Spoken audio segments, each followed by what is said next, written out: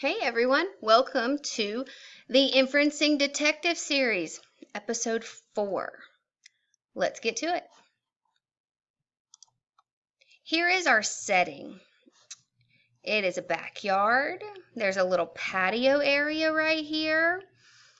So what can we do back there? Let's check our clues. This is our first clue. What is that? We have to think. What is that? Now to our second clue.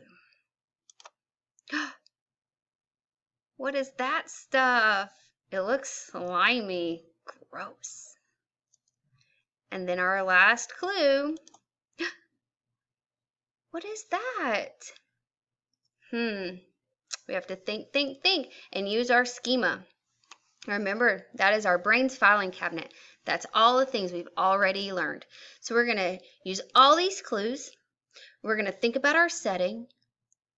And then we're going to write down what activity they're doing, or they're going to do, or they might do. Okay? Good job, guys.